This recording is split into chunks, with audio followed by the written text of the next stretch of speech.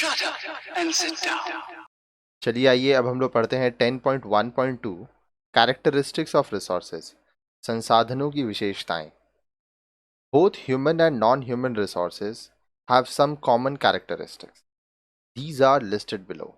अब देखिए, दोनों ही, चाहे वह मानव संसाधन हो या अमानव संसाधन, इनकी कुछ सामान्य लक्षण होती हैं, विशेषताएं होते हैं। आइए अब हम लोग पढ़ते हैं कि क्या है वो सब। सबसे पहला, रिसोर्सेज आर यूजफुल। जो संसाधन हैं वो उपयोगी होते हैं। Resources can be used to fulfil our needs and wants.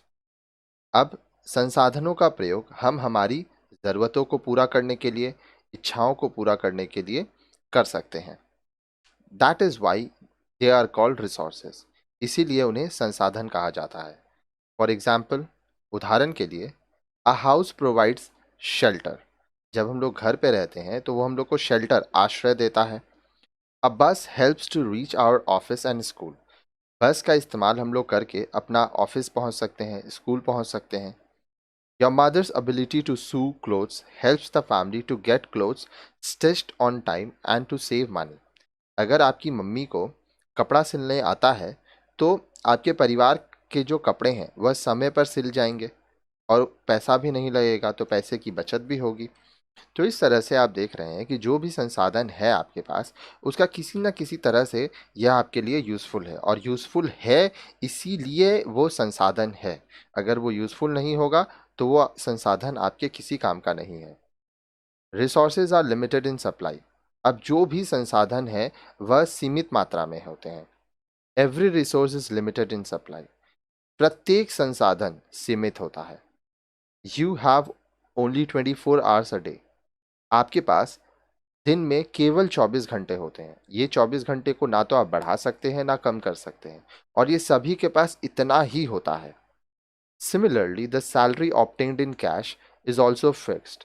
इसी तरह से आपको जो सैलरी मिल रहा है, जो नगद में मिल रहा है सैलरी, वो भी निश्चित होती है। You have only limited supply of energy. अब आपके पास जो एनर्जी है, जो ऊर्जा है, वह भी सीमित मात्रा में है।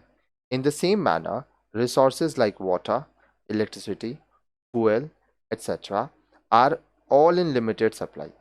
इसी तरह से देखिए, पानी, बिजली, ईंधन, ये जितने भी संसाधन हैं, ये सभी सीमित मात्रा में होती हैं।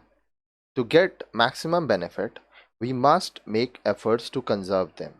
अब देखिए, ये जो संसाधन है, इनको पूरी तरह से इनका लाभ उठाने के लिए हमको ये चाहिए कि हम उन्हें संरक्षित करें, उनको प्रिजर्व करके, कंजर्व करके रखें, सही तरीक़ा से उनका इस्तेमाल करें।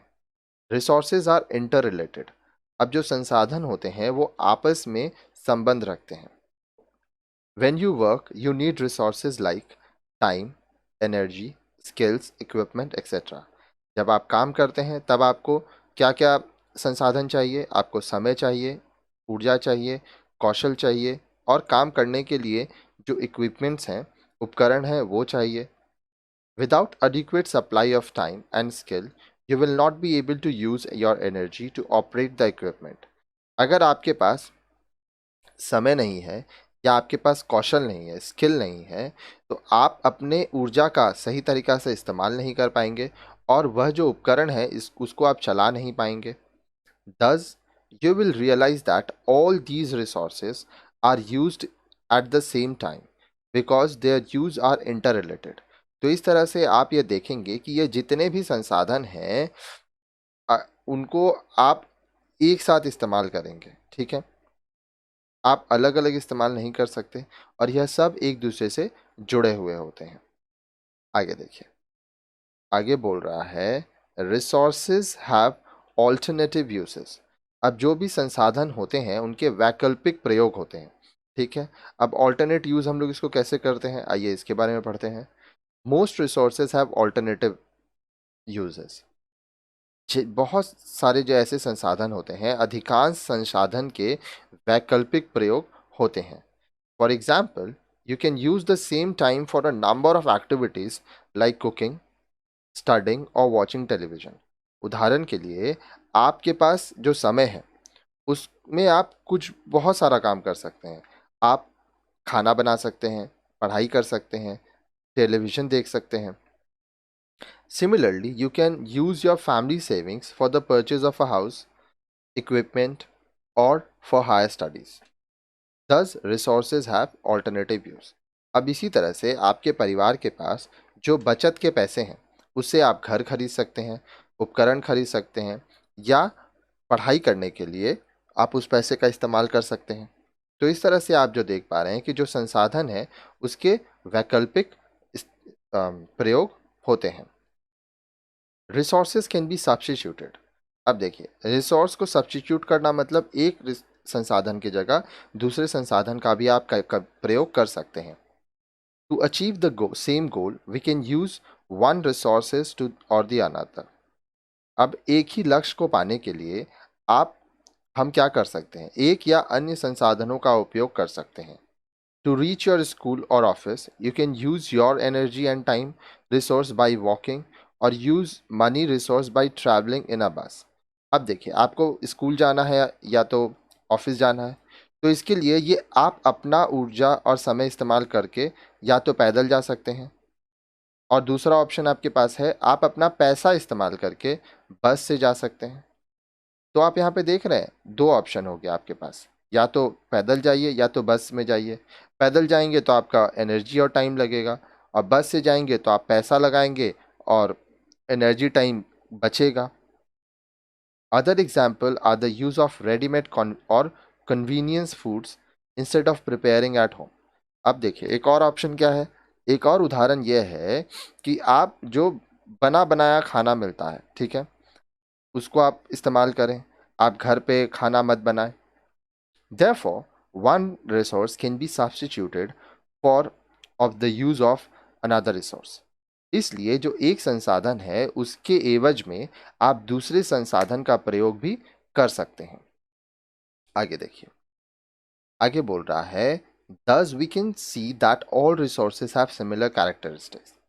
इस प्रकार हम देखते हैं कि सभी संसाधनों के समान लक्षण होते हैं। Therefore, we should, इसलिए हम लोग को create and cultivate them to enhance their availability. अब जो संसाधन है उनकी उपलब्धता बढ़ाने के लिए हमें उनको बनाना पड़ता है, उनका विकास करना पड़ता है। Conserve them as they are limited in supply. अब ये जो संसाधन है ये सीमित मात्रा में होते हैं, इसलिए हम लोग को उनको संरक्षित करना चाहिए, बचा के रखना चाहिए। For example, to obtain the above two things, try to improve your knowledge and skills in sewing, to stitch your clothes, earn money and satisfy your creative urge. उदाहरण के लिए आपको ऊपर जो दो बातें दी गई हैं उनको प्राप्त करने के लिए आप क्या कर सकते हैं, आप अपना नॉलेज बढ़ाइए, ज्ञान बढ़ाइए, स्किल्स बढ़ाइए, कौशल बढ़ाइए। आप कपड़ा सिलना सीख लीजिए, और अपने कपड़े भी आप सिल सकते हैं, इस कपड़ा सिलने का काम भी कर सकते हैं, तो इससे आप पैसा कमा सकते हैं, और वो जो आप पैसा कमाएंगे उससे आप अपनी दूसरी ज़रूरतों को पूरा कर सकते हैं। तो देखिए, ज़िंदगी में याद रखिएगा, नॉलेज, स्किल्स, ये सब जो आप अभी कमा रहे हैं, ये जो आप अभी सीख रहे हैं, ये आपको पूरे जीवन में काम आने वाला है। इसीलिए हम लोग कहते हैं the best investment is to invest in yourself. दुनिया का सबसे अच्छा निवेश यह होता है कि आप खुद में निवेश कीजिए। अब जो नेक्स्ट वीडियो है उसमें आप पढ़ेंगे 10.1.3 वेज ऑफ मैक्सिमाइजिंग सेटिस्फैक्शन।